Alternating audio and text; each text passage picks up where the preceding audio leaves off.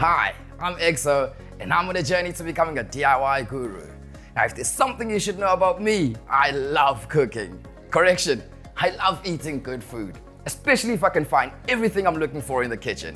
But sometimes, finding the right spice in a drawer full of many can be a daunting task. So I came up with a quick DIY that has simplified my life.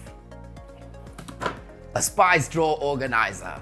All the spices, easily accessible, and you can definitely make one of these for yourself. All you're gonna need is just a couple of tools and a few products from your local builders. It's really easy. Let me show you how. The materials you're going to need are a sheet of masonite board, a length of 8x44 by 2400mm plain all-round timber, 6 lengths of 5x 910mm dowel sticks, quick set wood glue, a pack of 12mm panel pins, and 220 grit sandpaper. And the tools you'll need are 2 clamps, a jigsaw or handsaw, a drill with a 5mm wood bit, a small hammer, a pencil and a tape measure or ruler, as well as a square. So all that we need to make is a box with a base that has 2 dividers and dowel sticks. So the first step is to measure the inside of your kitchen drawer to find the right dimensions for your spice organizer. This one is 360 by 470mm with a height of 110mm. Using the masonite board for the base, I need to measure, mark and cut a 450 by 350mm piece. And when using a jigsaw to cut masonite, I suggest using a fine tooth blade. It helps for a smoother cut. And for the frame, I need 2 450mm pieces of the 8x44mm plain all-round timber for the sides. And when looking at my sample, you can see there are 3 tiers to the organizer. So I need 4 cross braces. Now I recommend you line up the 2 side pieces on your base and then measure what length you need, in case this plain all-round timber is not exactly 8mm.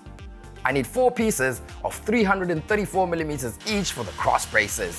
Same as before, measure, mark and cut. And here you can see that I can fit 6 bottles in a row, which is supported by a set of 2 dowel sticks each. 6 rows with 2 dowels per row. So I'm using the base as a template to mark each dowel and cut 12 pieces to the same length of the base, which is 450mm. Just give the cut ends a rub with sandpaper, it'll help them slide in later. Next is to measure and mark where I need to drill the holes for the dowel sticks. So on one of the 334mm cross braces, measure 10mm from the edge and draw a straight line. Using the spice bottles as a jig, I worked out that the dowel sticks that support each spice bottle are 13mm apart, with each pair of dowel sticks being 25mm apart from the other.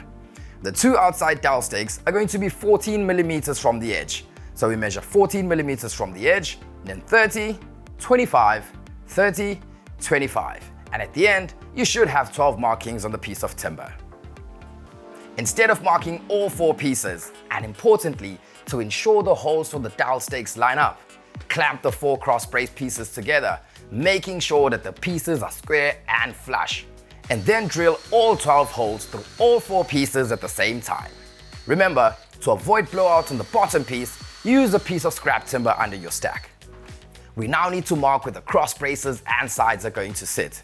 With the base flipped over and using one of the sides as a template, mark for the sides, top and bottom. When looking at my sample, you can see I made space for both big and small spice bottles, so I'll be using the spice bottles as a template to work out the spacing. We're working on the back side of the base, so I need to transfer the markings for the cross braces to the front side by measuring and then marking. So that's all my pieces marked, cut and drilled. But before I start assembling, I'm just going to give the plain all-round timbers a light hand sanding using 220 grit sandpaper. Starting with one of the longer sides, apply some quick set wood glue and clamp it to the base. To help it hold there while the glue dries, I'll knock a few small panel pins in. Now these are small, and I find it easier to use a pair of long nose pliers to hold the pin while carefully hammering through the base into the plain all-round piece. And exactly the same for the other side. Glue, clamp and nail. And like we did for the sides, glue, clamp and nail all 4 pieces. Now it's important when assembling these that the orientation is correct and that the holes match up. because in as much as we measured it, the drill bit does tend to wander a bit. Now these nails are thin and short, so it's important to get a good even layer of wood glue, as the nails alone won't hold this together. Also take care not to nail any panel pin into where the dowel rods are going to go.